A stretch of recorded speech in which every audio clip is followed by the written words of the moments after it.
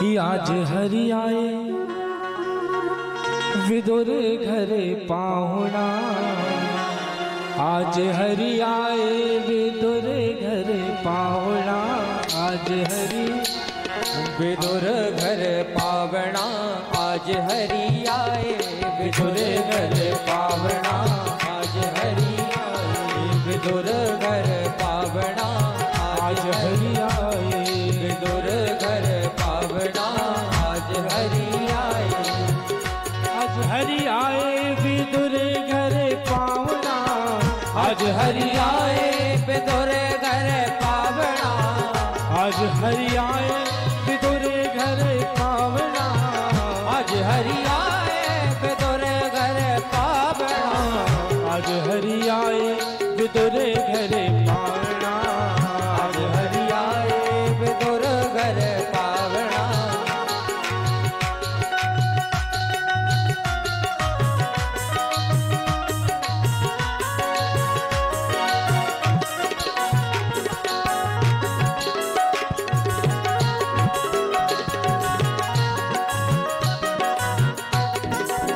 राधारमण लाल की।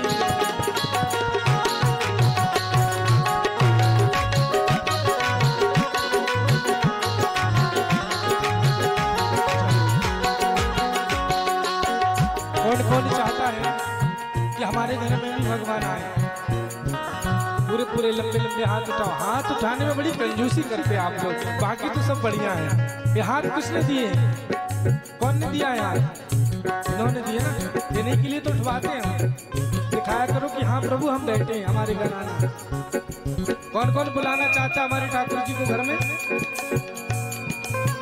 विदुर नहीं घर की विदुरानी, विदुर नहीं घर की विदुरानी, विदुर नहीं घर की विदुरानी, विदुर नहीं घर की विदुरानी, आवत देखे सारंग पानी, आवत देखे सारंग पानी, आवत देखे सारंग पानी, आवत देखे सारंग पानी, भोजन कहाँ मैं चिबाऊना, भोजन कहाँ मैं जिवावना, आज हरि आए विदुर घरे पावना, आज हरि आए विदुर घर पावना, आज हरि आए।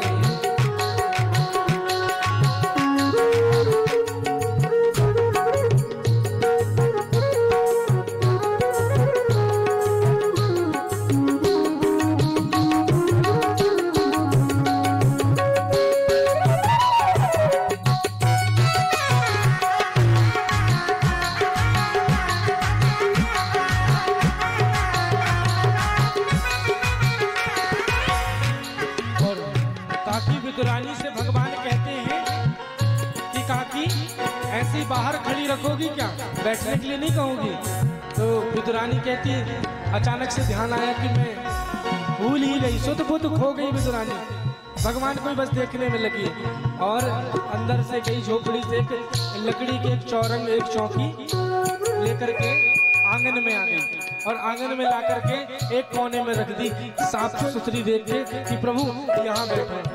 अब भगवान जैसे ही वहां पर बैठने के लिए गए तो अचानक क्या सूझा विदुरानी को कि वहां से उठा लिया, फिर से चौरंग को ले जाकर दूसरे कोने में रख दिया। कहा नहीं प्रभु आप यहाँ बैठे। अब भगवान वहां जैसे ही गए तो वहां से भी उठा लिया, दूसरे कोने में रख दिया। गोल गोल गोल गोल पूरे आंगन में प्रभु को घुमा रही और अंत में ले जाकर विदुरानी जी ने उल्टी चौरंग करके, और शुद्ध बुद्ध हो गई है विदुरानी भगवान के आगमन में, और उनको देख करके उल्टी करके चौरंग और बीच आंगन में रख दी और कहने लगी प्रभु अब यहाँ बैठो। और भगवान भी उस प्रेम को देख करके इतने निमग्न हो गए हैं मेरे गोविंद कि जाकर उल्टी चौरंग में आकर बैठ गए और कहने लगी कि काकी बहुत जोर से भूख लगी है, कुछ खाने को दो। तो भगवान ने जब ये कहा तो विदुरानी के मन में आया क्या खिलाऊं क्या दूं, कुछ बनाया नहीं है। अंदर से गई एक टोकरी लेकर आई और वहाँ कदली केले लगे हुए थे जो बगीचे में, वहाँ गई और केलों को तोड़ करके और अपनी टोकरी में रखी और लेकर आई और भगवान के सम्मुख रखी और श्री कृष्ण को मेरे द्वारिकाधीश मेरे गोविंद के सामने केलों के प्रेम से बस उन्हीं को देखते जा रही है एक टक विदुरानी, और केलों के छिलकों को हटाते जा रही है। अब ध्यान देना, अब केलों के अंदर का गिरी जो फल है वो फेंकते जा रही है और छिलके मुंह में खिलाते जा रही है। और भगवान भी प्रेम में इतने डूब गए विदुरानी के केलों के छिलकों को बड़े प्रेम से खा रहे हैं। एक दो नहीं, पूरे कम से कम 10-15 केले के छिलके भगवान ने खा गए। केला बहुत प्रेम से लाई, केला बहुत प्रेम से लाई, केला बड़े प्रेम से लाई, केला बड़े प्रेम से लाई, गिरी गिरी सब देत गिराई, गिरी गिरी सब देत गिराई, गिरी गिरी सब देत गिराई, सब देत गिराई। गिरी अलग करते जा रही है और छिलका देत श्याम मुख माही, छिलका देत श्याम मुख माही, लागे परम सुहावना, लागे परम सुहावना, आज हरि आए विदुर घर पावना, आज हरि आए विदुर घर पावना, आज हरि आए, घर पावना, आज हरि आए, आज हरि आए विदुर घर पावना, आज हरि आए विदुर घर पावना, आज हरि आए विदुर घर पावना, आज हरि आए विदुर घर पावना, आज हरि आए विदुर घर पावना, आज हरि आए विदुर घर पावना। और तभी विदुर जी महाराज आ गए और जैसे ही देखा कि विदुरानी प्रभु को छिलके खिला रही है तो विदुर जी कहने लगे, डांटने लगे, तो क्या कर रही है, बावरी हो गई है, पागल हो गई है। तो विदुरानी ने देखा कि मैंने कौन सा अपराध कर दिया, भगवान को केले की छिलके खिला। प्रभु मेरे गोविंद मुस्कुराते हुए विदुर जी से कहते हैं, काका काकी को बिल्कुल मत कहो, डांटो मत, क्योंकि आज तक मुझे जो स्वाद मैंने 56 प्रकार के व्यंजन भोजन किए, तरह तरह के मेवा मिष्ठान सब कुछ खाया, लेकिन जो स्वाद मुझे केवल 2 जगह मिला है। केवल भगवान कहते 2 बार मुझे वो स्वाद और वो तृप्ति मिली है। कहाँ कहाँ कहाँ, माता सबरी के उन जूठे बेरों में और आज काकी के इन केलों के छिलकों में स्वाद और जो तृप्ति मिली है वो कहीं और नहीं मिली मुझे।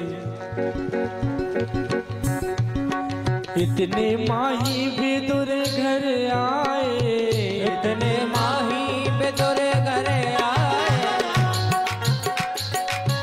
इतने माही विदुर घर आए, इतने माही विदुर घर आए, खोरे खोटे बचन सुनाए, खारे खोटे वचन सुनाए, खारे खोटे बचन सुनाए, खारे खोटे वचन सुनाए। और कहाँ गई तेरी भावना, कहाँ गई तेरी भावना, आज हरि आए विदुर घर पावना, आज हरि आए विदुर घर पावना, आज हरि आए, आज हरि आए विदुर घर पावना, आज हरि आए विदुर घर पावना, आज हरि आए विदुर घर पावना, आज हरि आए विदुर घर, आज हरि आए विदुर घर पावना, आज हरि आए विदुर घर पावना, आज हरि आए विदुर घर पावना, आज हरि आए।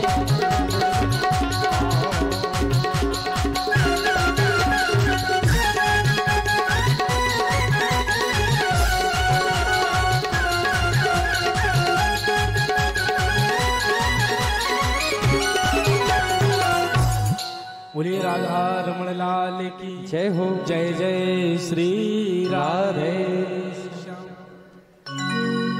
गुरुदेव सुखदेव जी महाराज वर्णन कर रहे हैं परीक्षित जी से कि राजन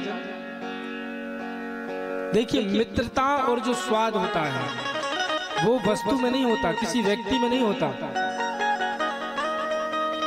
ये स्वादिष्टता और मित्रा वस्तु में नहीं, ये प्रेम में होती है हमारी।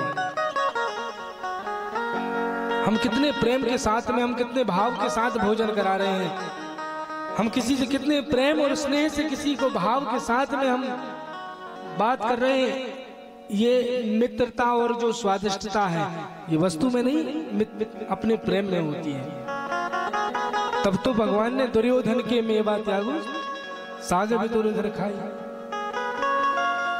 तो हाँ, गुरुदेव सुखदेव जी महाराज ने राजा परीक्षित मैत्री मुनि से विदुर जी ने जो सृष्टि विस्तार का निरूपण और ऐसे अनेक प्रश्नों को पूछा, ये सारी बातें कही।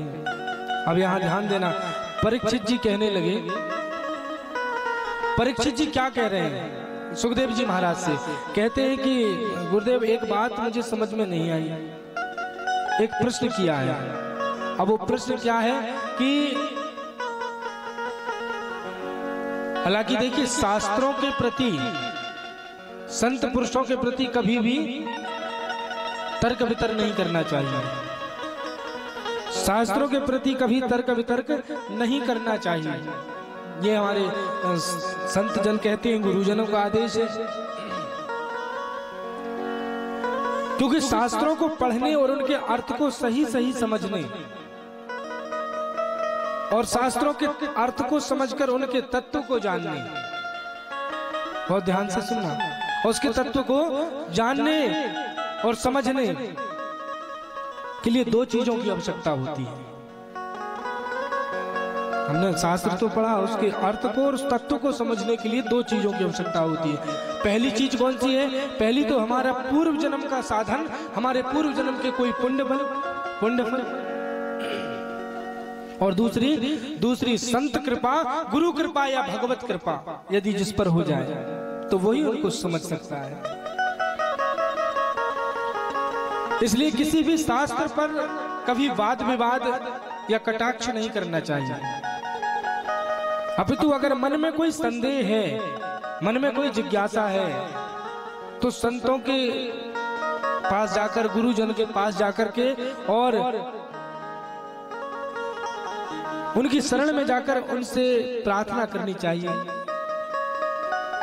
गुरुजन के चरणों में या भगवान के ही शरणागत होकर भगवान से प्रार्थना करो। जो मन में संदेह हो उसे कहो, तो उस भगवान की कृपा से, गुरु की कृपा से, संत कृपा से आपका मन में जो संदेह है वो दूर हो जाएगा। और शास्त्र की निंदा करने से याद रखना, शास्त्र की निंदा करने से शास्त्र की महिमा में कोई कमी नहीं आती। शास्त्र की महिमा में कोई कमी नहीं, कोई अंतर नहीं आता। अपितु जो निंदा करता है उसके ही पापों में वृद्धि होती जाती है। ये तो ऐसी बात हुई ना कि सूरज में आप चाहे सूर्य को कितना भी बुरा भला कह लो और सूर्य की तरफ मुख करके उस पर थूक दो, तो सूर्य पर बताओ कोई प्रभाव पड़ेगा? कोई प्रभाव नहीं। उल्टा आपका ही मुख गंदा होगा, आपके ही पापों में वृद्धि होगी। इसी प्रकार ईश्वर और संतजन, गुरुजन और शास्त्रों के प्रति कभी तर्क वितर्क नहीं करना चाहिए। हाँ, मन में कोई संदेह है, कोई जिज्ञासा है, तो उनकी शरण में जाकर उस संदेह को आप दूर करिए। आपके मन का संदेह, आपकी जिज्ञासा शांत हो जाएगा प्रभु कृपा से, संत कृपा से। तो यहाँ परीक्षित जी ने भी पहले हाथ जोड़कर कहा कि गुरुदेव एक जिज्ञासा है और एक संदेह है। तो सुखदेव जी महाराज कहते हैं कि परीक्षित कहो क्या बात है।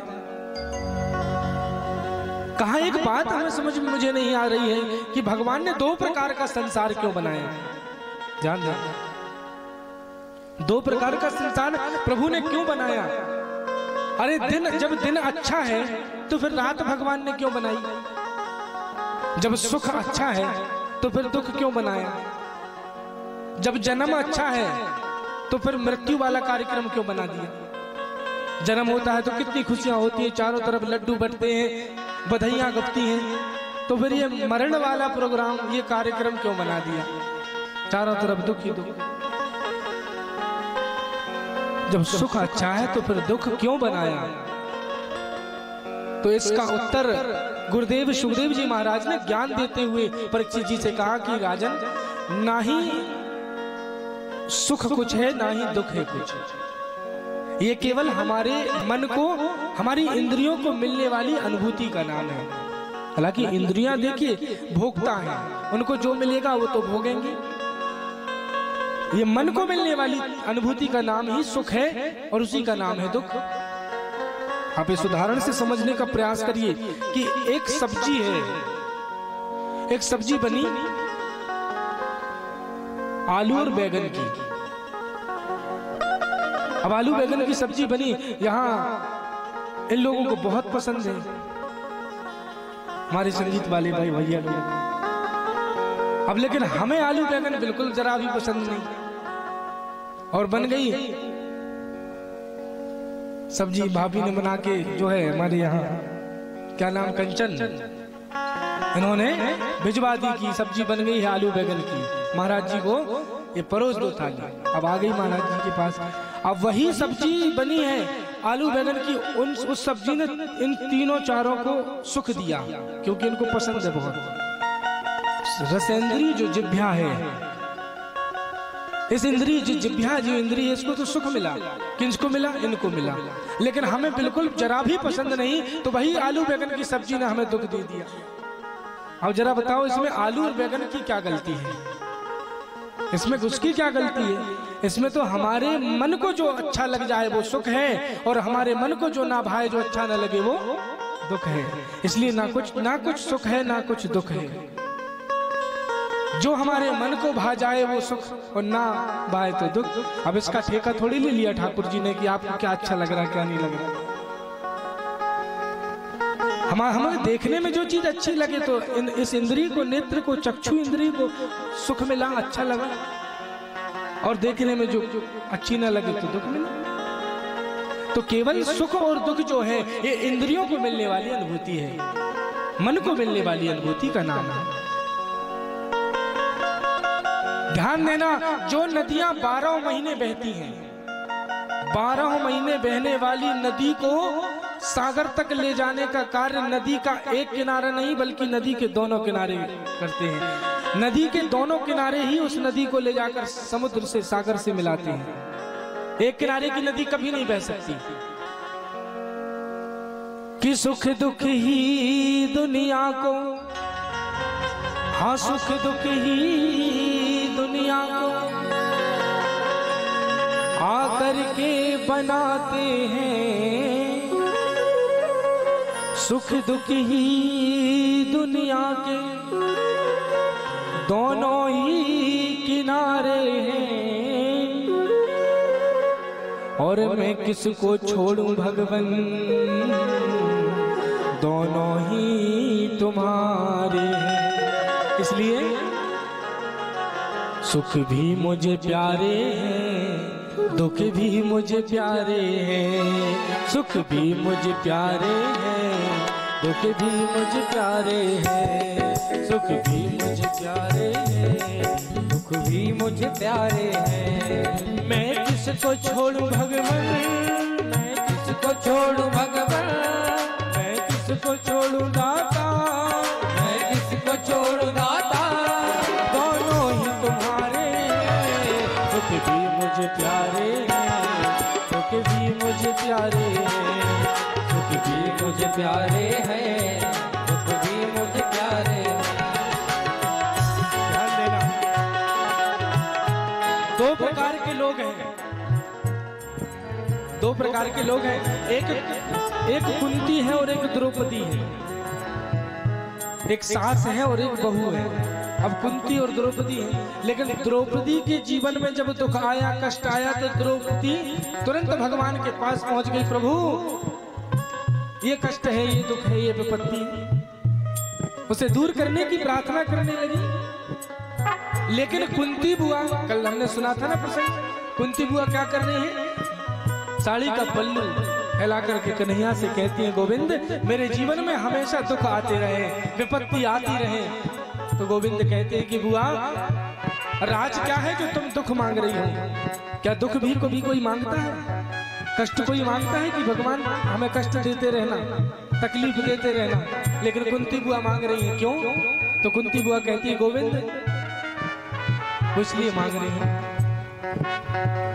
कि दुख के माथे शिल पड़े जो हरि हृदय से जाए, बलिहारी वा दुख की जो पल पल नाम जपाए। सुख के माथे शिल पड़े जो हरि हृदय से जाए। ऐसे सुख को लेकर क्या करना जिसमें हरि नाम का, भगवान का स्मरण ही ना हो। ध्यान देना, विपदो नेव विपदः संपदो नेव संपदः, विपद नारायण विस्मृति संपदो नारायण संपत्ति। विपत्ति को विपत्ति नहीं कहते और संपत्ति को संपत्ति नहीं कहते, क्योंकि भगवान की याद ना आए, भगवान को भूल जाना, यही सबसे बड़ी समस्या, यही सबसे बड़ी विपत्ति और कष्ट है। और इनकी हर पल याद बनी रहे ठाकुर जी की, यही सबसे बड़ी संपत्ति है, यही सबसे बड़ा खजाना है। इसलिए क्या करना है, दोनों हाथ ऊपर कर लीजिए, ऐसे उठा करके, और ठाकुर जी से ऐसे करना, ऐसे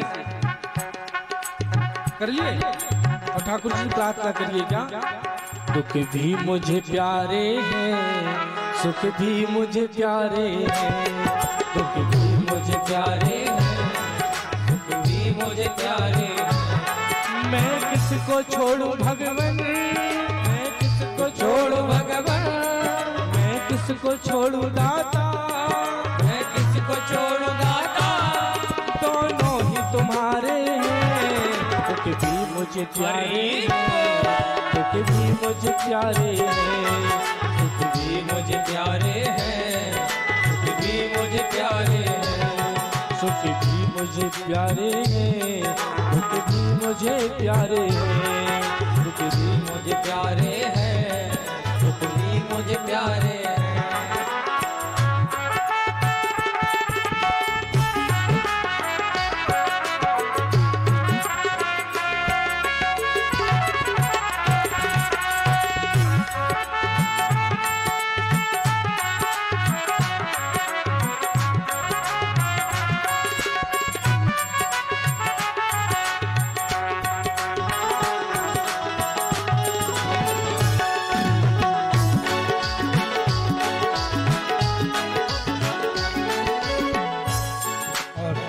यही जीवन में, क्योंकि एक सिक्के के दो पहलू होते हैं जैसे दो, उसी प्रकार जीवन में सुख और दुख है। ये भगवान से यही करना है, प्रभु कभी प्रतिकूल परिस्थिति भी आ जाए तो घबराना नहीं है, विचलित नहीं होना। ये भी जीवन का एक भाग है। कभी प्रतिकूल समय आ जाए, दुख आ जाए, कष्ट आ जाए तो विचलित नहीं होना, घबराना नहीं। ये भी हमारे जीवन के एक भाग हैं, क्योंकि सुख ही सुख मिले अगर किसी को तो वो भी अच्छा नहीं होता। जीवन के दोनों भाग रहते हैं, जो दोनों भी जरूरी हैं। जैसे सुख जरूरी है उसी प्रकार दुख भी जरूरी है। समझना, कोई सोता है आंचल के तले, कोई दिल ममता को तरसता है, कोई सोता है आंचल के तले, कोई दिल ममता को तरसता है, कहीं मायूसी की धूप खिली, कहीं प्यार ही प्यार बरसता है।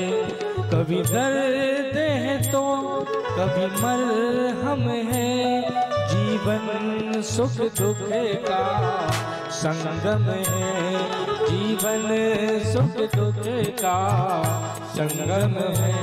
कभी हंसना है कभी रोना है, कभी हंसना है कभी रोना है, जीवन सुख दुख का संगम है, जीवन सुख दुख का संगम है। इसलिए कभी जीवन में अनुकूल परिस्थिति आ जाए, प्रतिकूल परिस्थिति आ जाए, इसको ऐसे समझिए आप। भगवान श्री कृष्ण के जीवन को देखिए आप। प्रभु श्री कृष्ण के जीवन में भगवान श्री कृष्ण का जन्म कहाँ हुआ? कहाँ हुआ? कारागृह में, जेल में। अब जरा विचार करो कि जिसका जन्म ही जेल में हुआ, कारागृह में हुआ, ये कौन सा सुख हुआ? माता पिता बंदी हैं और जन्म जेल में हुआ, और जन्म लेते साथ ही माँ बाप छूट गए, माता पिता से दूर हो गए। वसुदेव देवकी जी दूर हो गए और नंद बाबा यशोदा मैया ने इनका पालन पोषण किया। और जब ये थोड़े बड़े हुए तो हालांकि बचपन से ही यहाँ दुराचारी दुष्ट कंस अनेक राक्षसों को, असुरों को भेजता था श्री कृष्ण को, कन्हैया को मरवाने के लिए। तो कितनी कितनी तकलीफें नहीं उन्होंने जीवन में आई। श्री कृष्ण का जीवन क्या शिक्षा दर्शाता है, ये हम सबको इससे क्या शिक्षा मिलती है, समझना पूरी बात को। यहाँ जब थोड़े बड़े हुए तो भगवान फिर गोकुल नंदगांव से फिर मथुरा आ गए। मथुरा जब आ गए तो यहाँ जितनी गोप ग्वाल थे, गौएं थी, बछड़े थे, वो सब छूट गए। नंद बाबा यशोदा मैया भी छूट गई, यहाँ तक कि किशोरी जी श्री राधा रानी भी छूट गई। और उनकी सबसे प्रिय जो हमेशा साथ में लिए रहते हैं भगवान, ये बांसुरी, ये बंसी भी भगवान से छूट गई जब मथुरा आए। जब ध्यान दें, मथुरा जब आ गए और मथुरा से भी भगवान जब वापस यहाँ जरासंध युद्ध करने लगा था तो भगवान कहाँ चले गए? फिर द्वारिका। तो हमेशा उनसे पूरे जीवन भर कुछ ना कुछ छूटता रहा। बोलो, बचपन से लेकर के भगवान श्री कृष्ण के जीवन को आप देखिए तो हमेशा सब कुछ छूटता रहा, कुछ भी स्थायी उनके जीवन में नहीं रहा। लेकिन क्या नहीं छूटा बताओ भगवान श्री कृष्ण से? केवल श्री कृष्ण से एक चीज है जो कभी जुदा नहीं हुई, कभी अलग नहीं हुई, और वो क्या है? तो वो है मेरे कन्हैया की प्यारी मुस्कान, वो चेहरे की प्रसन्नता और वो चेहरे की मुस्कान कभी उनसे अलग नहीं हुई, कभी नहीं छूटी। श्री कृष्ण यही संदेश देते हैं हमको कि जीवन में कितनी भी दुख आ जाए, कितनी भी तकलीफ आ जाए, लेकिन कभी अपने चेहरे की प्रसन्नता को अपने से दूर मत होने देना, कभी मुस्कान को अलग मत होने देना, सदैव मुस्कुराते रहना, प्रसन्न रहना। ये भगवान श्री कृष्ण की भी एक भक्ति है कि जो हमेशा प्रसन्न रहता है, मुस्कुराता रहता है, उसे मेरे ठाकुर जी दोनों हाथ फैलाकर उसे अपने गले लगा लेते हैं, उसे अपने आंचल में समा लेते हैं, भर लेते हैं। बोली श्री वृंदावन बिहारी लाल की जय। गुरुदेव सुखदेव जी महाराज ने जब ये सारी बातें कही तो यहाँ परीक्षित जी को बता रहे हैं कि भगवान अवतार क्यों लेते हैं, परमात्मा का अवतार क्यों होता है धरती में। भगवान नारायण अलग अलग रूपों में, अलग अलग समय अंतराल युग में परमात्मा अवतार लेकर आते हैं। तो इसका उत्तर भी भगवान ने यही बात कही है श्रीमद् भगवद गीता जी में कि यदा यदा हि धर्मस्य ग्लानिर्भवति भारत अभ्युत्थान धर्मस्य तदात्मानं सृजाम्यहम् परित्राणाय साधूनां विनाशाय च दुष्कृतां धर्म संस्थापनार्थाय संभवामि युगे युगे। ध्यान देना, धर्म की जब जब हानि होगी, धर्म पर जब जब उंगली उठेगी, धर्म पर जब जब सवाल खड़े होंगे और बेधर्मी ताकत जो है धर्म पर ऊपर आने लगेंगी, अच्छे लोगों पर, साधु पुरुषों पर, सज्जन पुरुषों पर जब विधर्मी दुष्ट अत्याचारी आताताई जब उनको परेशान करने लगेंगे, तब भगवान कहते हैं मेरा अवतार होता है। तब मैं अलग अलग रूपों में आकर के धर्म की स्थापना के लिए और उन साधु और अच्छे लोगों को की रक्षा करने के लिए, उन दुष्टों का अंत करने के लिए मेरा अवतार होता है। ये भगवान के अवतार लेने का प्रयोजन है। तो यहाँ पर गुरुदेव सुखदेव जी महाराज बता रहे हैं कि ब्रह्मा जी जब सृष्टि की उत्पत्ति कर रहे थे तो उनके ही मानस पुत्र के रूप में जो कश्यप जी जो थे, तो कश्यप जी की बहुत सबसे बड़ी जो पत्नी थी, उन कश्यप जी की सबसे बड़ी पत्नी का नाम था दीति। तो माता दीति एक दिन शाम काल, संध्या काल का समय था, शाम का समय, और माता दीति पहुंच गई, हाथ जोड़कर कहने लगी कश्यप जी से, याचना करने लगी, प्रार्थना, संतान की कामना को लेकर। तो कश्यप जी ने कहा, देवी ये संध्या काल का समय है, और शाम का जो समय होता है ये भोग के लिए नहीं होता, ये होता है भजन करने के लिए। और ध्यान देना, संध्या किसे कहते हैं? दिन और रात का संगम, दिन और रात्रि के मिलन को कहते हैं संध्या काल, जो शाम होती है। अब संध्या काल में शास्त्र कहते हैं कि कभी भी ये कार्य नहीं करना चाहिए। संध्या काल के समय कभी भोजन नहीं करना चाहिए। संध्या काल के समय कभी किसी सांसारिक वस्तु के प्रति या सांसारिक संबंधों के प्रति भोग विलास नहीं करना चाहिए। संध्या काल के समय कभी शयन में सोना नहीं चाहिए, शयन नहीं करना चाहिए। क्यों? क्योंकि संध्या काल के समय देवाधिदेव भगवान महादेव अपने नंदी पर सवार होकर के और माता पार्वती को साथ लेकर अपने गणों के साथ और पूरी पृथ्वी पर भ्रमण करते हैं संध्या के समय। और उस समय सब देखते हैं कि मृत्यु लोक में कौन प्राणी क्या कर रहा है।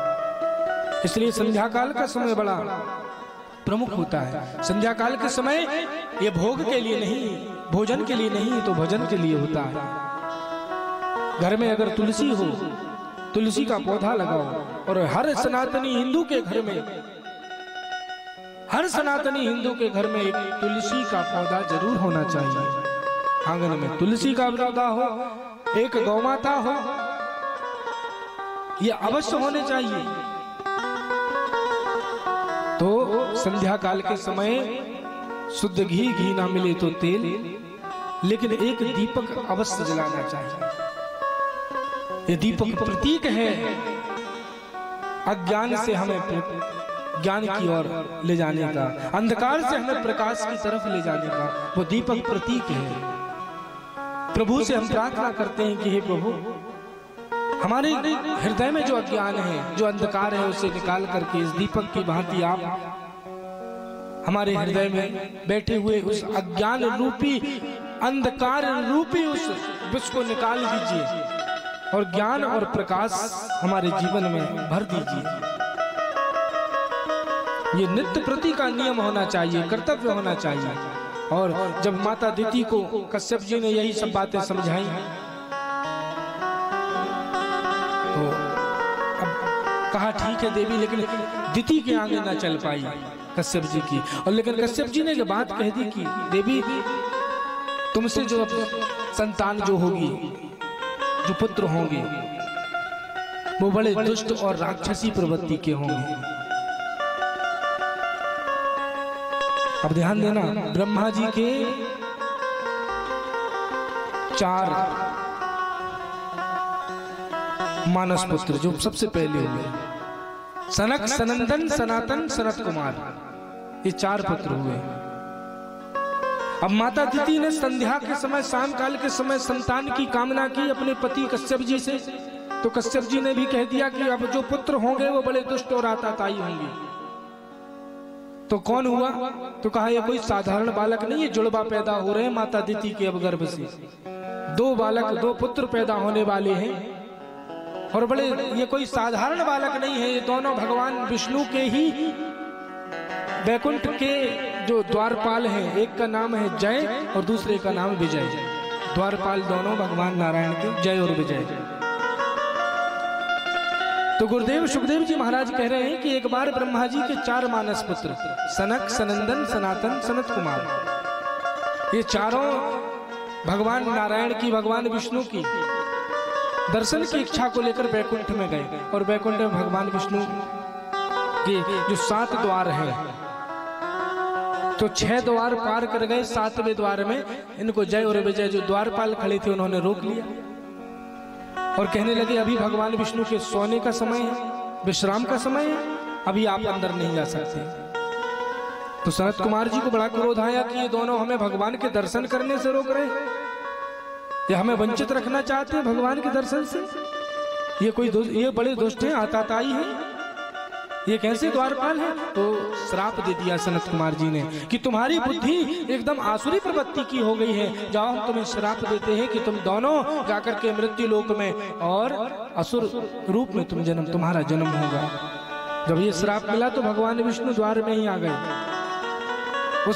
जैसे श्राप सुना तो भगवान नारायण खुद द्वार में आ गए। चारों ऋषि कुमार सनक सनंदन सनातन सनत कुमार जी को दर्शन देने, उनको देखकर सनत कुमार जी का क्रोध शांत हुआ और कहने लगे कि इनका जन्म दुष्ट असुर तो होंगे, लेकिन हर बार 3 जन्मों तक होंगे ये दुष्ट असुर।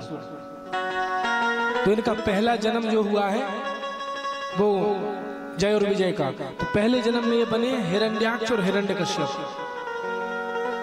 और यही दूसरे, और हर बार भगवान नारायण के द्वारा ही इनका उद्धार होगा, भगवान नारायण के द्वारा ही होगा। तो पहले जन्म में ये हिरण्याक्ष और हिरण्यकश्यप 2 भाई बने, और यही जय विजय अगले जन्म में रावण और कुंभकर्ण बन करके त्रेता युग में आए, और इनका उद्धार भी प्रभु श्री राम के द्वारा हुआ, भगवान नारायण के द्वारा। अब तीसरा जन्म जो इनका था वो द्वापर युग में हुआ। कौन के रूप में? शिशुपाल और दंतवक्त्र, ये दोनों बने थे, शिशुपाल और दंतवक्त्र। इनका उद्धार ही प्रभु श्री कृष्ण ने किया। अब इन माता अदिति के जब इनका जन्म हुआ तो हिरण्याक्ष जो है वो लोभ का प्रतीक है, और हिरण्यकश्यप अभिमान का प्रतीक है। और लोभ और अभिमान यदि जीवन में आ जाए तो ये हम कम नहीं होते, ये उत्तरोत्तर बढ़ते रहते हैं। तो ये हमेशा ये दोनों बड़ी तीव्र गति से बढ़ने लगे, हिरण्याक्ष और हिरण्यकश्यप। तब हिरण्याक्ष ने क्या किया? बड़ा बलशाली था, उसने पूरी पृथ्वी पर अत्याचार करने लगा और पृथ्वी को ले जाकर रसातल में ले जाकर छुपा दिया। तो पृथ्वी मैया गौ माता का रूप धारण करके सारे देवताओं को साथ में लेकर भगवान श्री हरि नारायण के पास पहुंची, प्रार्थना करने लगी। तो भगवान नारायण ने आश्वासन दिया सब समस्त देवताओं को और पृथ्वी को, और आगे जो है वही भगवान नारायण ने पृथ्वी को वापस रसातल से लाने के लिए भगवान पहुंच गए और हिरण्याक्ष का उद्धार करने वाराह का रूप बनाया प्रभु ने। बोलिए वाराह नारायण भगवान की जय हो। भगवान वाराह का रूप बना करके और हिरण्याक्ष का उद्धार किया प्रभु ने, और पृथ्वी को अपने मुख में दबाकर वापस स्थापित किया। और स्थापित जब कर दिया, पृथ्वी मैया भगवान वाराह नारायण का स्तुति स्तवन करने लगी। बोलिए लक्ष्मी नारायण भगवान की, श्रीमद् भागवत महापुराण की।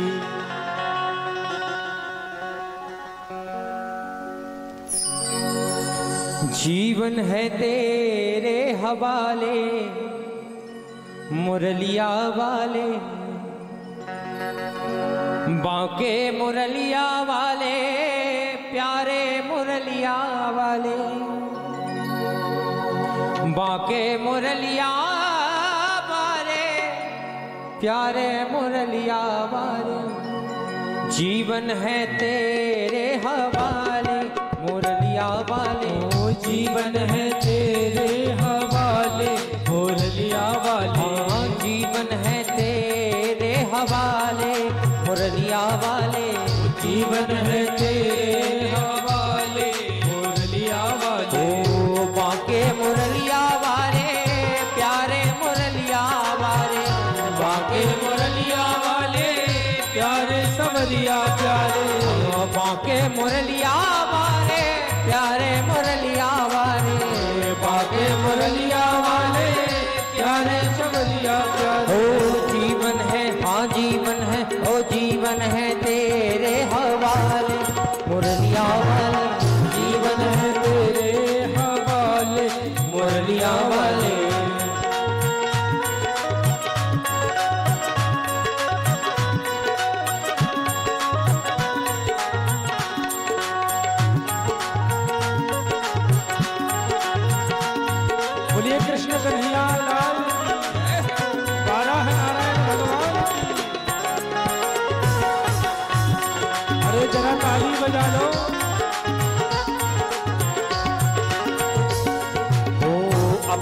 चरण का दास बना ले, अपने चरण का दास बना ले, अपने चरण का दास बना ले, अपने चरण का दास बना ले। ओ वृंदावन में बसा ले मुरलिया वाले, वृंदावन में बसा ले मुरलिया वाले, बांके मुरलिया वाले, प्यारे मुरलिया वाले, बांके मुरलिया वाले, प्यारे शबरिया प्यारे। जीवन है हाँ जीवन है, ओ जीवन है तेरे हवाले मुरलिया वाले, जीवन है तेरे हवाले मुरलिया वाले। बोले बांके बिहारी लाल की।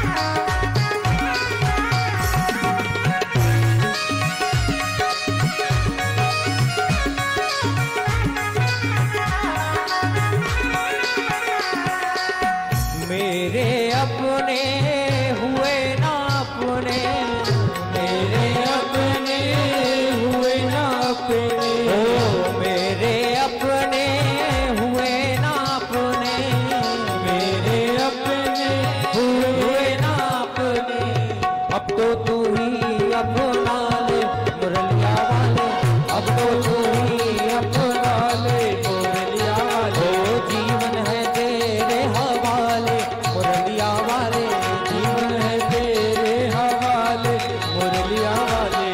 बांके मुरलिया वाले, प्यारे मुरलिया वाले, बांके मुरलिया वाले, प्यारे मुरलिया वाले। ओ बांके मुरलिया वाले, प्यारे मुरलिया वाले, बांके मुरलिया वाले, प्यारे मुरलिया वाले। ओ जीवन है तेरे हवाले मुरलिया वाले, जीवन है तेरे हवाले मुरलिया वाले।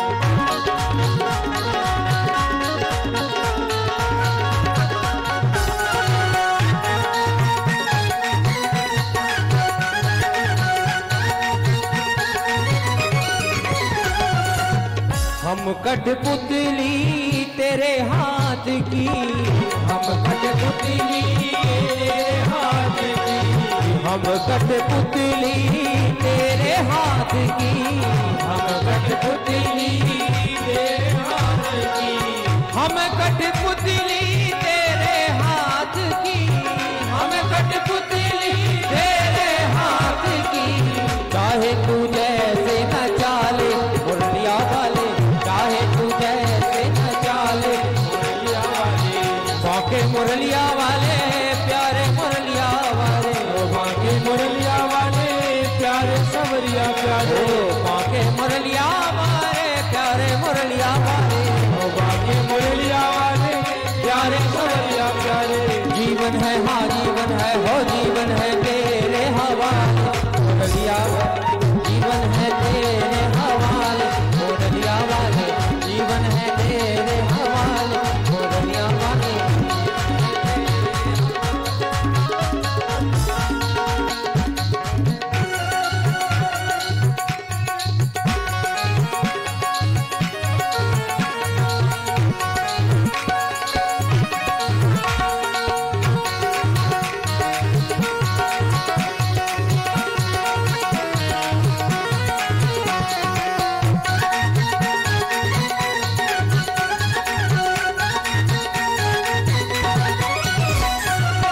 हम है बंसी तेरे अधर की, हम है बंसी तेरे अधर की, हम है बंसी तेरे अधर की, चाहे तू जैसे बजा ले, चाहे तू जैसे बजा ले मुरलिया वाले, चाहे तू जैसे बजा ले मुरलिया वाले, चाहे तू जैसे बजा ले मुरलिया वाले, चाहे तू जैसे बजा ले मुरलिया वाले। ओ बाके मुरलिया वाले प्यारे मुरलिया वाले, बाके मुरलिया वाले प्यारे सवरिया प्यारे, ओ बाके मुरलिया वाले प्यारे मुरलिया वाले, बाके मुरलिया वाले प्यारे सवरिया प्यारे।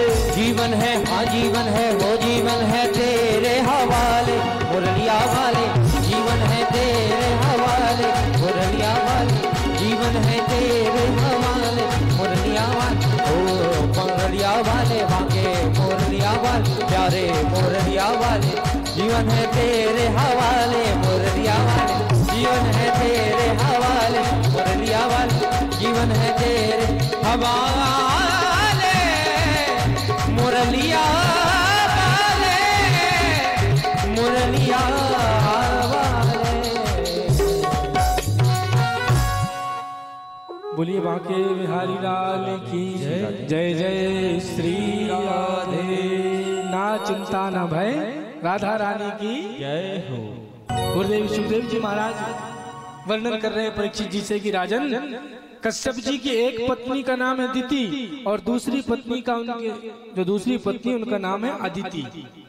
तो दिति से कौन हुए? यही हिरण्याक्ष और हिरण्यकश्यप।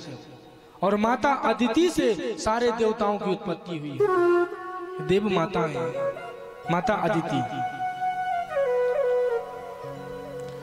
अब भगवान 12 नारायण ने हिरण्याक्ष का उद्धार किया, पृथ्वी की पुनः स्थापना हुई।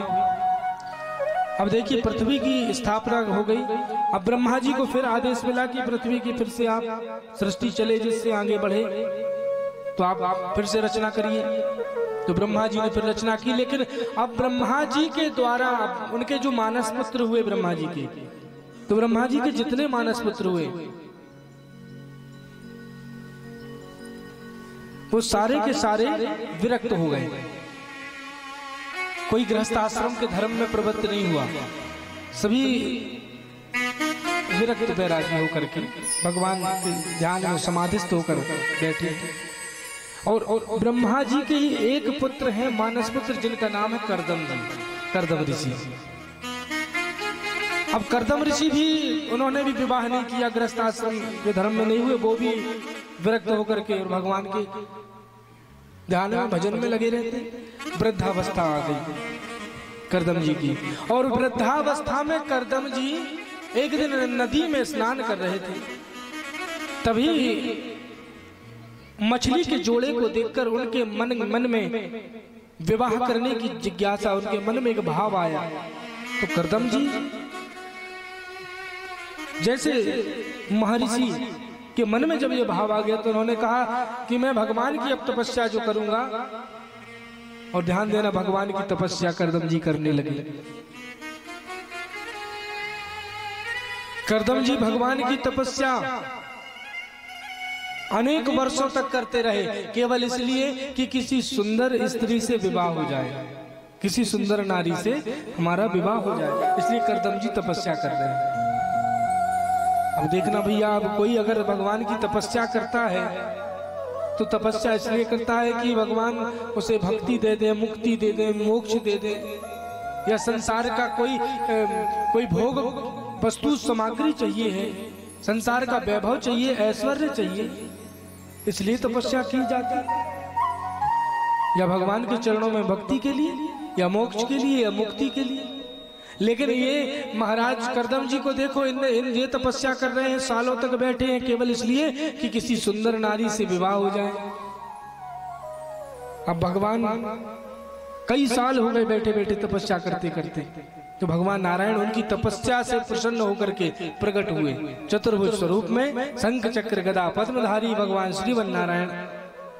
करदम जी को कहा कि आपकी तपस्या से हम बड़े प्रसन्न हुए, आंखें खोलो अपनी।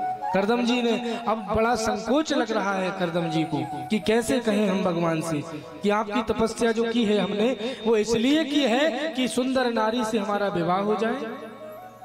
ये कैसे बोले? तो बड़ा संकोच लग रहा है और नीचे सिर किए खड़े हैं। अब भगवान तो अंतर्यामी हैं, सब जानने वाले मन की घटकी। भगवान मुस्कुराकर कहते हैं, करदम जी आप चिंता न करें, आपने जिस भाव से जिस के कारण जो है हमारी तपस्या की है कि किसी सुंदर नारी से विवाह हो जाए, आप चिंता मत करिए। स्वयंभू नाम के मनु महाराज, जो मनु शत्रुपा है, स्वयंभू नाम के मनु, उनकी 3 पुत्रियां हैं, 3 बेटियां। एक का नाम है आकृति, दूसरे का नाम देवहूति, तीसरी का प्रसूति। तो इनमें जो दूसरे नंबर की बेटी है उनकी देवहूति, वो मनु महाराज खुद स्वयं अपनी पुत्री के विवाह का प्रस्ताव लेकर आपके पास आएंगे। करदम जी तो इतना चाह ही रहे थे, सब मिल गया प्रभु बिना मांगे। प्रणाम किया प्रभु को, भगवान अंतर ध्यान हो गए। अब कुछ दिनों के बाद मनु महाराज स्वयं अपनी बेटी के विवाह का प्रस्ताव लेकर के पहुंचे करदम जी के पास। बड़ी सुंदर स्वरूपवान सुशील संस्कारी देवहूति जी का विवाह करदम जी के साथ जब संपन्न होने लगा तो करदम जी ने उसी दिन एक संकल्प लिया कि मेरा विवाह तो अब हो रहा है, और लेकिन ध्यान देना, लेकिन करदम जी ने एक संकल्प लिया कि जैसे एक पुत्र होगा, एक बेटा, एक पुत्र होते ही मैं पुनः गृहस्थाश्रम छोड़कर पुनः संन्यास आश्रम में मैं प्रवेश कर जाऊंगा। एक पुत्र होते ही। अब महाराज विवाह के बाद लेकर के आए करदम जी, विदा कराकर। अब करदम जी तो ऋषि हैं, अब एक कुशा की घास फूस की एक बढ़िया झोपड़ी बना के रखी, भगवान का उसी में भजन करते हैं। तो वहीं लेकर के आ गए माता देवहूति को, और देवहूति जी को देखा वहां पर जाले लगे थे उस कुटिया में, अनेक स्थान में कई दिनों से झाड़ू नहीं लगी थी। अब कहा देवी आप और हमको यहीं रहना है, इसलिए इसे अपने रहने के अनुकूल बना लो, तब तक मैं थोड़ा भगवान का भजन कर लूं, ध्यान कर लूं, तब तक तुम इसे अपने हिसाब से साफ सफाई कर लो।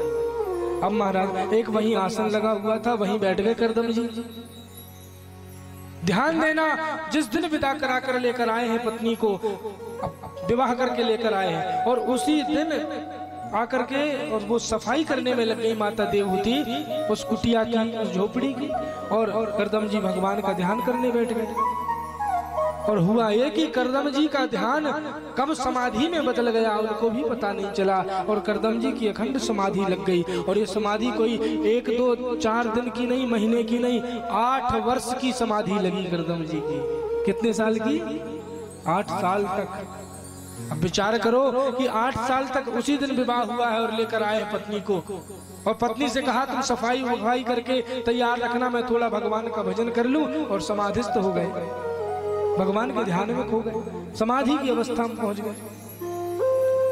8 साल तक माता देवहूति एक एक दिन उनका करदम जी की सेवा में गुजरता कि मेरे पति भगवान के ध्यान में समाधिस्थ हो गए हैं, तो माता देवहूति अपने हाथों से उनके शरीर को पोंछ देती। जब गर्मी का मौसम आता तो ग्रीष्म ऋतु में, गर्मी के समय में नदी से जल भरकर ठंडा पानी लेकर आती, कपड़े को डुबोती और कपड़े से शीतलता लेकर के पूरे शरीर में लगाती। ठंड के समय में कंडे जला करके उसकी आंच करके और अपने पति करदम जी के शरीर को ऊष्मा देती। महाराज सारी सेवा शुश्रूषा करते करते माता देवहूति का शरीर ऐसा हो गया कि एक एक हड्डी गिन ली जाए शरीर की। वो खुद स्वयं वृद्ध जैसे हो गई, जैसे बहुत 80-90 साल की उनकी खुद की उम्र हो गई है। 8 वर्ष तक माता देवहूति ने जो तप किया और पति की जो सेवा की, उनका पूरा शरीर कृशकाय हो गया। ये बाल जो थे उनके जटा बन गए, माता देवहूति के जो केस थे जटा में परिणित हो गए। 8 वर्ष के बाद करदम जी ने जैसे ही नेत्र खोले अपने और सामने देखा है माता देवहूति को, और उनको देखकर कहने लगे देवी आप कौन हो? माता देवहूति के आंखों में आंसू आ गए कि आज मेरे पति मुझे नहीं पहचान रहे हैं। हाथ जोड़कर कहने लगी, स्वामी मैं आपकी अर्धांगिनी, आपकी पत्नी हूँ। 8 साल पहले आप मुझे विवाह कराकर लेकर आए थे और उसी दिन आप समाधि लग गई थी, आप बैठ गए। करदम जी को अचानक से ध्यान आया, अरे देवी आप यहाँ 8 साल से मेरी समाधि लग गई थी, तो आपको अपने पिता जी के घर चले जाना था। इतनी सारी सुख सुविधाएं आपके पिता के यहाँ, नौकर चाकर दास दासियां सब महल में लगे हैं, यहाँ तुम क्या कर रही थी? पूरा शरीर देखो कैसा कर लिया तुमने। रोते हुए माता देवहूति कहती है करदम जी से कि नाथ, एक पत्नी के लिए उसका वास्तविक घर पति का घर ही होता है। चाहे पति के जीवन में कितनी बड़ी विपत्ति क्यों ना आ जाए, कितनी भी आपत्ति क्यों ना आ जाए। और ध्यान देना, पत्नी की परीक्षा वास्तविक जीवन में पति के विपत्ति काल और आपत्ति में ही होती है, पत्नी की परीक्षा। और जीवन में कभी हमारे सनातन हिंदू संस्कृति में, सनातन धर्म में ऐसी ऐसी नारियां, ऐसी ऐसी माताएं हुई हैं महाराज, जिन्होंने अपने पातिव्रत धर्म से इस सृष्टि के चक्र को ही बदल के रख दिया है, सारे नियमों को बदल के रख दिया। ऐसी ऐसी देवियां हुई हैं। माता देवहूति का हाथ पकड़कर करदम जी खड़े हुए और कहा कि देवी चलो मेरे साथ। बाहर नदी थी झोपड़ी के थोड़ा सा आगे, कुटी के, उस कुटिया से निकल कर ले गए और वहां ले जाकर के अंदर उस नदी में अंदर प्रवेश दोनों ने किया और हाथ पकड़े हैं करदम जी माता देवहूति को और कहा, देवी अब एक काम करो, आंखें बंद करो और डुबकी लगाओ। और जैसे ही माता देवहूति और करदम जी दोनों ने आंखें बंद करके जो डुबकी लगाई और जब बाहर निकले तो करदम जी हो गए 25 वर्ष के नौजवान युवक, बड़े सुंदर, और माता देवहूति 18 वर्ष की सुकुमारी, एक सुकोमल सी बड़ी सुंदर स्वभाव वाली, इतना सुंदर स्वरूपवान। देखा जहाँ कुटिया थी वहां महल बना था, अनेक दास दासी नौकर चाकर लगे हुए थे। ये सब देखकर माता देवहूति की आंखों में पुनः आंसू आ गए। ये उनकी पातिव्रत धर्म की ताकत थी, माता देवहूति की, करदम जी की तपश्चर्या का फल था। और वहां से सीधे पहुंचे महल में और महल में जाकर, अब ध्यान देना, अभी हमने कथा में बताया था ना, इसी कथा में कि करदम जी का जब विवाह हुआ था तो उस दिन क्या संकल्प लिया था उनने, बोलो जरा, अरे बोलो तो, क्या संकल्प लिया था कि एक बेटा होगा, एक बेटा, उसी दिन पुनः संन्यास ले लेंगे। अब गृहस्थ आश्रम में अब प्रवेश किए हैं करदम जी और माता देवहूति, और गृहस्थ आश्रम में अब महाराज एक बेटा तो हुआ नहीं, 9 बेटियां हो गई पहले। कितनी? 9 बेटियां, 9 पुत्रियां हो गई। अब पुत्रियों, अब करदम जी बड़े चिंतित कि पुत्रियां, बेटा पुत्र नहीं है घर में। तो माता देवहूति की अपनी पुत्रियों के विवाह की चिंता हर माँ बाप को रहती जब बड़ी हो जाती है। ये सबसे बड़ा कर्तव्य है, ये और सबसे बड़ा यज्ञ माना गया है कन्यादान करना। तो कहा महाराज, ये जब माता देवहूति कहने लगी करदम जी से कि इनकी विवाह हमें करना है, तो ध्यान देना, अब सबसे बड़ी इनकी जो पुत्री बेटी है वो उनका नाम है कला। करदम जी और देवहूति जी की सबसे बड़ी बेटी का नाम है कला। कला का विवाह करदम जी ने मारीची नाम के ऋषि के साथ संपन्न किया। अब दूसरी इनकी पुत्री जो है, कौन नहीं जानता, माता सती अनसुईया जी को। दूसरी इनकी बेटी माता सती अनसुईया है, जिनका विवाह करदम और देवहूति जी ने अत्रि मुनि के साथ में किया चित्रकूट में। इनकी तीसरी बेटी का नाम है अरुंधति, जिनका विवाह दशरथ जी के जो गुरु थे, कुल गुरु रघुवंश के, कौन? महर्षि वशिष्ठ जी के साथ संपन्न हुआ अरुंधति जी का विवाह। ऐसी 9 पुत्रियों का विवाह 9 बड़े बड़े ऋषियों के साथ में संपन्न कराया। महाराज 10वें पुत्र के रूप में भगवान स्वयं नारायण आज माता देवहूति और करदम जी के यहाँ प्रकट होकर आ रहे हैं। और भगवान 10वें पुत्र के रूप में करदम जी के यहाँ पर प्रकट हुए। बोलिए कपिल नारायण भगवान की जय हो। भगवान ने कपिल रूप धारण किया, बड़ा दिव्य स्वरूप है कपिल नारायण का, और कपिल रूप धारण करके भगवान आए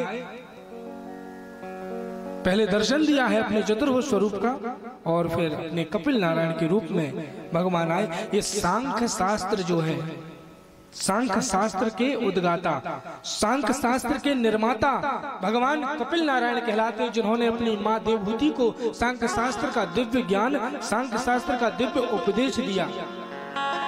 अब आजकल ये उनके पातिव्रत धर्म और पति और पत्नी के बीच की जो वास्तविक जो प्रेम था उसको प्रदर्शित करता है। और ये जो आज उनको परिणाम मिला वो उसी धर्म के कारण मिला।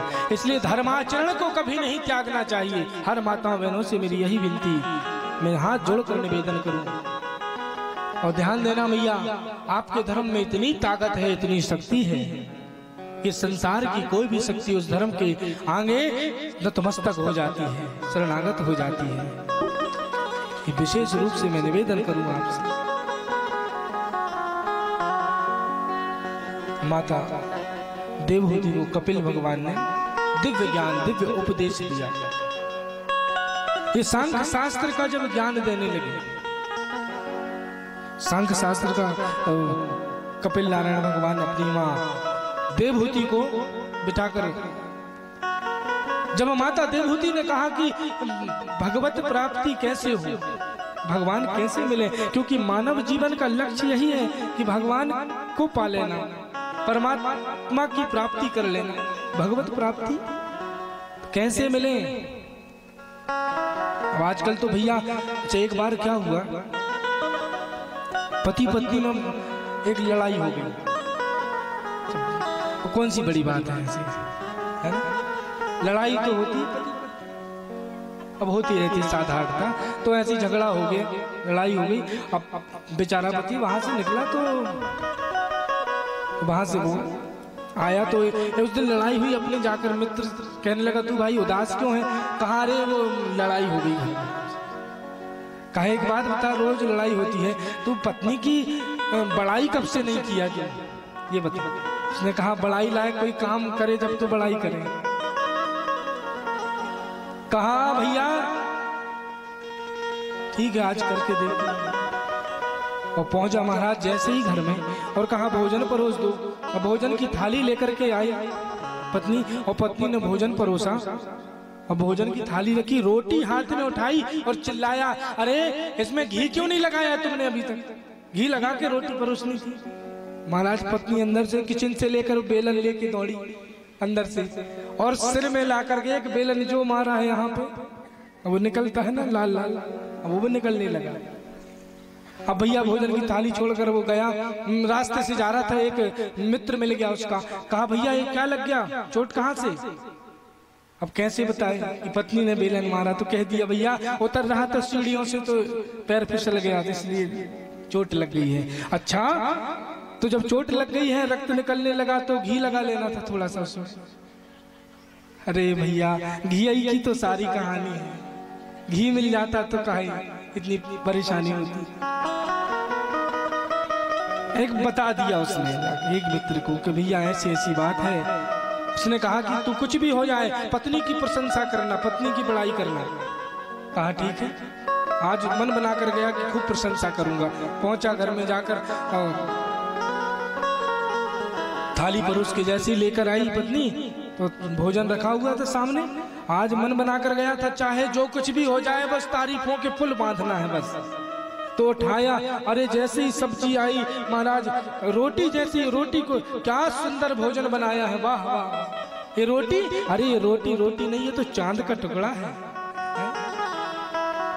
ये पानी नहीं, ये तो अमृत है, अमृत। तुम्हारे हाथों में तो साक्षात अन्नपूर्णा मैया विराजती है। क्या भोजन बना।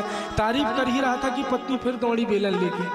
कहा रे भगवान अब क्यों दौड़ रही है बेलन लेके, क्यों मार रही है मुझे?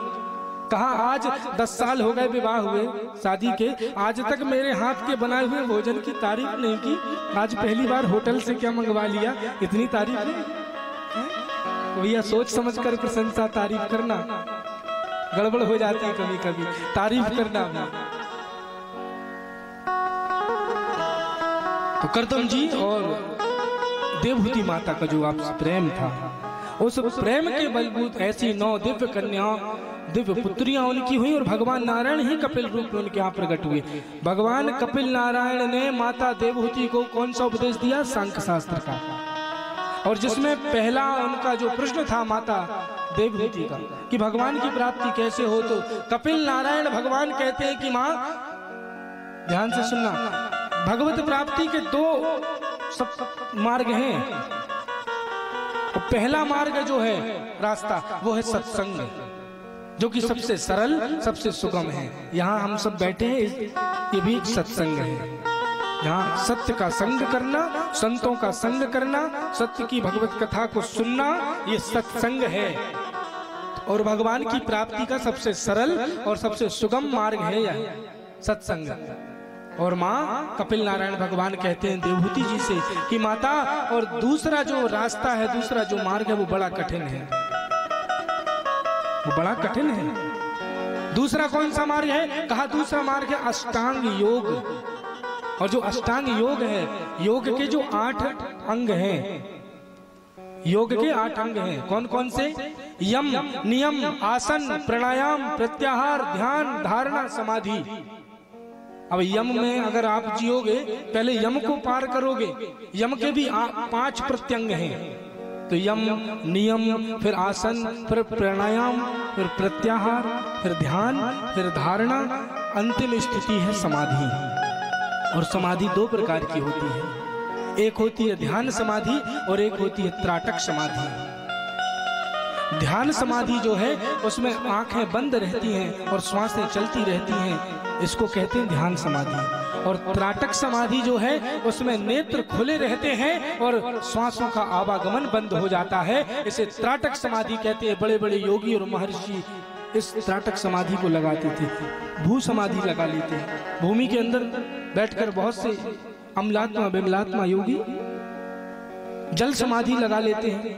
6-6 महीने की आज भी ऐसे ऐसे सनातन संस्कृति में संत हैं जो आज भी जो भू समाधि और ऐसी त्राटक समाधि लगा लेते हैं कि श्वासों का आवागमन बंद हो जाता है और नेत्र खुले रहते हैं। तो ये मार्ग बड़ा कठिन है। दूसरा वाला बताओ, ये कर सकते हैं? हर व्यक्ति ये कर सकता है? यम, नियम, आसन, प्राणायाम, प्रत्याहार, ध्यान, धारणा और अंतिम स्थिति समाधि तक हम नहीं पहुंच सकते। हमारे लिए, हम सब गृहस्थ आश्रम गृहस्थ धर्म का पालन करने वाले प्राणी हैं, हमारे लिए सबसे सुगम मार्ग है। कपिल भगवान कहते हैं कि सबसे सरल रास्ता, सबसे सुगम रास्ता है सत्संग। कौन सा रास्ता है?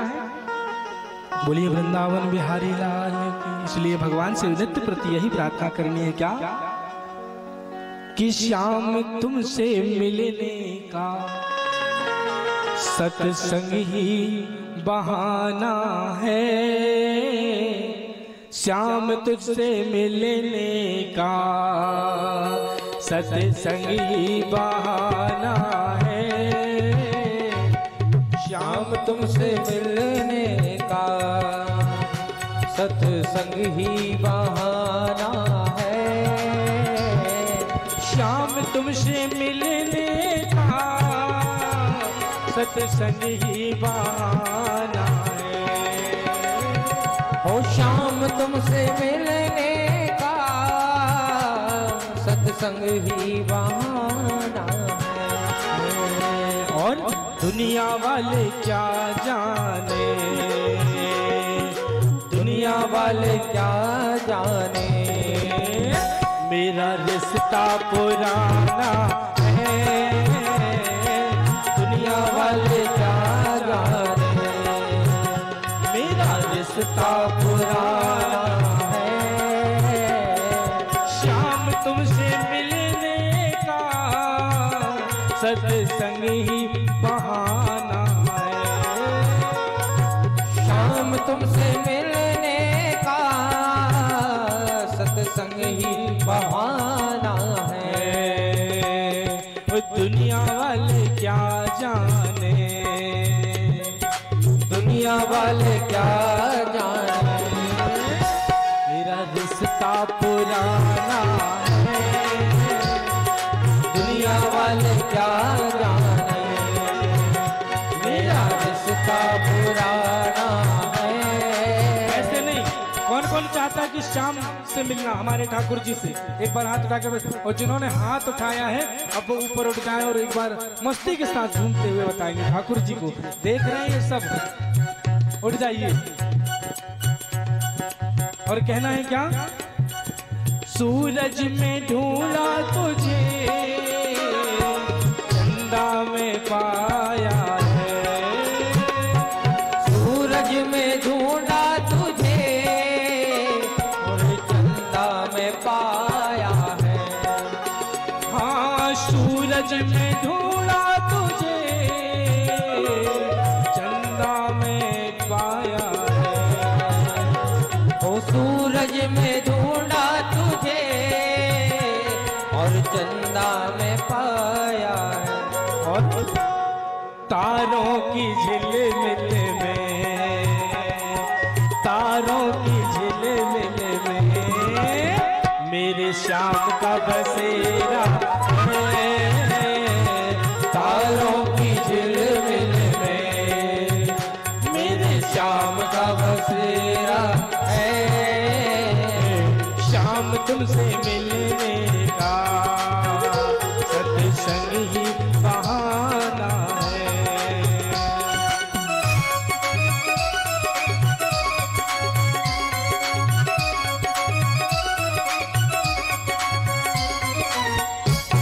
मुझे राधा रमण लाल की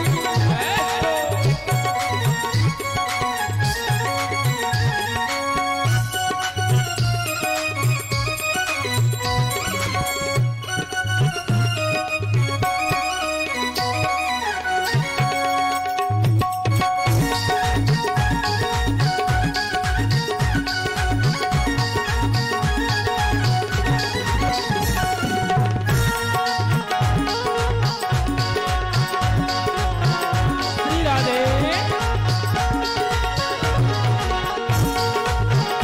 ले बाके हरि लाल की जय हो।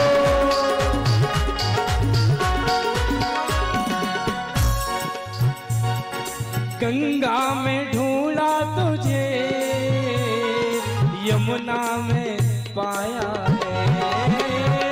गंगा में ढूंढा तुझे, यमुना में पाया है। हाँ, गंगा में ढूंढा तुझे, यमुना में पाया है। गंगा में ढूंढा तुझे, यमुना में पाया है। और गोदावरी की लहरों में, माँ रेवा जी की लहरों में मेरे श्याम का बसेरा है। रेवा जी की लहरों में मेरे श्याम का बसेरा है। श्याम तुमसे मिलने का सत्संग ही बहाना है।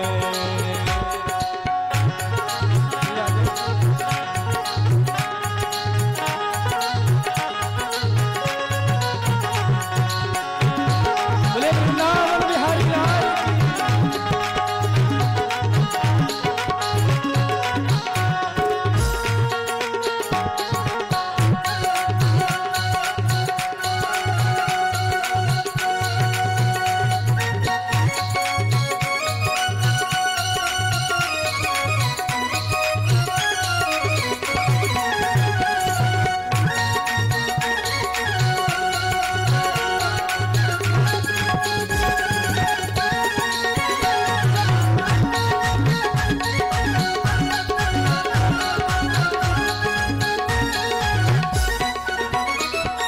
गोकुल में ढूंढा तुझे,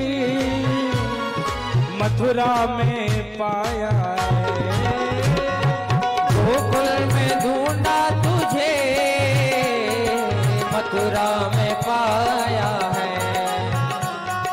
गोकुल में ढूंढा तुझे, मथुरा में पाया है। गोकुल में ढूंढा तुझे, मथुरा में पाया है। और मीरावाड़ी की गलियों में, मोल डोंगरी की गलियों में मेरे श्याम का ठिकाना है। श्याम तुझे मिलने का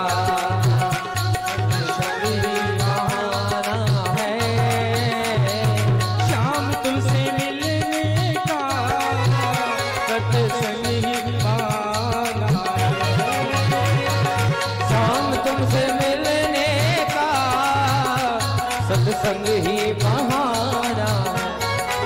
ओ श्याम तुमसे मिलने का सत्संग ही बहाना है। श्याम तुमसे मिलने का सत्संग ही बहाना। दुनिया वाले क्या जाने, दुनिया वाले क्या जाने पुराना है। दुनिया वाले क्या जाने मेरा रिश्ता पुराना है। दुनिया वाले क्या जाने मेरा रिश्ता पुराना है।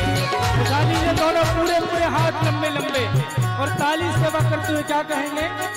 राधे राधे राधे राधे राधे राधे वैशाली में, राधे राधे वृंदावन में, राधे राधे गोकुल जी में, राधे राधे जीवन में, राधे राधे यमुना जी में, राधे राधे वृंदावन में, राधे राधे जीवन में, राधे राधे बिहारी, राधे राधे बांके बिहारी, राधे राधे रंगमंदिर में, राधे राधे राज में, राधे राधे गोकुल जी में, मथुरा जी में, राधे राधे बोले राधे राधे राधे राधे राधे राधे राधे राधे राधे राधे राधे राधे राधे राधे राधे।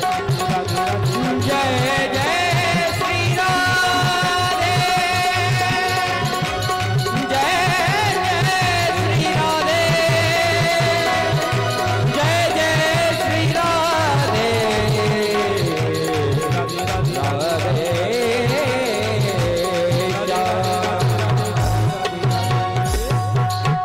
बोले श्री राधा रमण लाल की जय हो। जय जय श्री राधे, ना चिंता न भय राधा रानी की जय। बोलना पड़ेगा एक बार दोनों हाथ उठाकर राधे राधे राधे।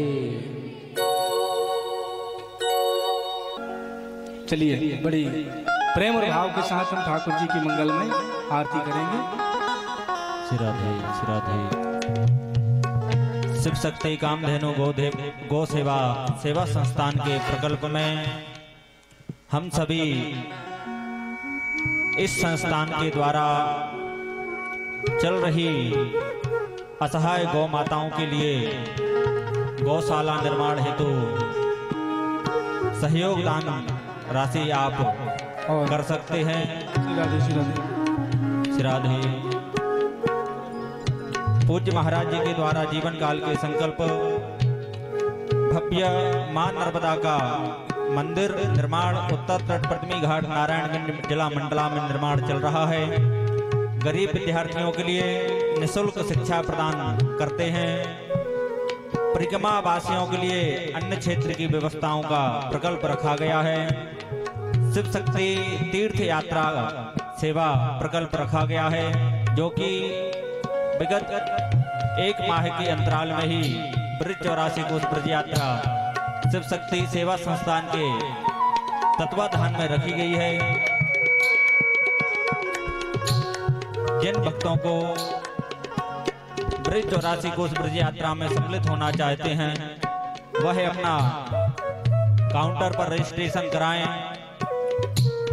और महाराज जी के द्वारा आज सेवा संस्थान में जो दान दाताओं के नाम हैं, आप सभी ताली की सेवा करते हुए सभी का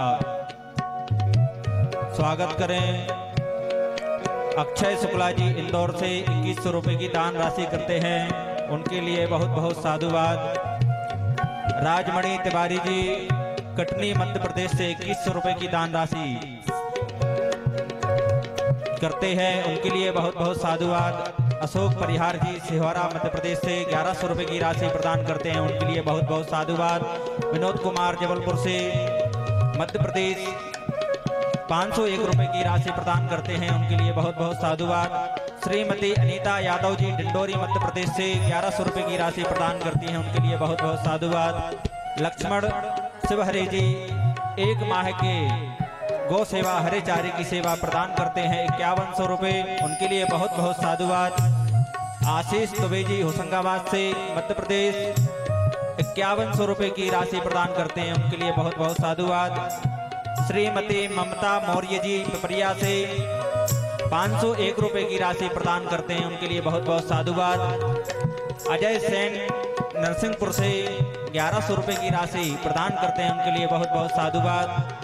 राजेश साहू जी बचई से 1100 रुपए की राशि सेवा प्रदान करते हैं, उनके लिए बहुत बहुत साधुवाद। इन सभी दानदाताओं का बहुत बहुत साधुवाद। ऐसे ही आप सभी इन प्रकल्पों के द्वारा पूज्य महाराज श्री के द्वारा जीवन काल का चल रहा शिव शक्ति कामधेनु गौ सेवा सेवा संस्थान में आप भी अपना योगदान कर सकते हैं। जिनका प्रकल्प रखा गया है एक गौ माता को गोद लेने की सेवा 11,000 रुपए, एक दिन की संपूर्ण गौ माता की सेवा करने का 5100 रुपए, हरे चारे की सेवा 2100 रुपए, प्रति गाय की देखभाल रक्षा करने के लिए 1100 रुपए की राशि रखी गई है। गौ सेवा में इस महायज्ञ में एक सेवा की आहुति समर्पित कर गौशाला के उत्थान के लिए सहयोगी बने। यह गौ माता के लिए बड़ा ही सुंदर कार्य पूज्य महाराज श्री द्वारा चल रहा है। आप भी अपनी अपनी एक एक आहुति किसी भी माध्यम से प्रदान करें और पुण्य के भागीदार बने। जय जय श्री राधे, जय जय श्री श्याम। बोल गौ माता की जय, बाकी वरिलाल की जय। सभी यथास्थान अपने खड़े हो जाइए। विशेष सूचना आप लोगों को कि आज रात्रि में जो भागवत कथा यहाँ से हम सब श्रवण करेंगे तो विशेष है। आज भगवान देवादिदेव महादेव और माता जगतजननी पार्वती जी के विवाह का प्रसंग, तो यहाँ से बड़े सुंदर भगवान का विवाह का यहाँ हम उनके विवाह पूजन करेंगे, उनके चरण पखारेंगे। आज भगवान महादेव और माता पार्वती के यहाँ रात्रि में कथा के दौरान उनका विवाह का प्रसंग हम सब श्रवण कर उनका पूजन और दिव्य झांकी का अवलोकन करेंगे, उनका पूजन करेंगे। बोले शंकर भगवान की जय हो, उमापति महादेव की जय हो। जय जय श्री राधे। अपने यथावत स्थान पर सभी खड़े हो जाएं। श्री राधे। सभी माताओं भाइयों से मेरा निवेदन है, किसी माता जी की पायल गिर गई है तो जिन किसी भक्त को मिले तो वो यहाँ मंच पर दे दें। किसी माताओं बहनों की यहाँ से पायल गिर चुकी है, आप जिस किसी भी भक्त को मिले वह मंच पर आकर दे दें। ओम ज्वाला मालिन्यै नमः अर्णेश्वरी नमः सर्वोपचारार्थे गन्धाक्षरपद्वाणं समर्पयामि। जले ज्वाला स्थले ज्वाला ज्वाला पर्वतमस्तके त्रैलोक्यव्यापिनी ज्वाला ज्वाला देवी नमोस्तुते। चंद्रमा मनसो जातचक्षुः सूर्यो जायत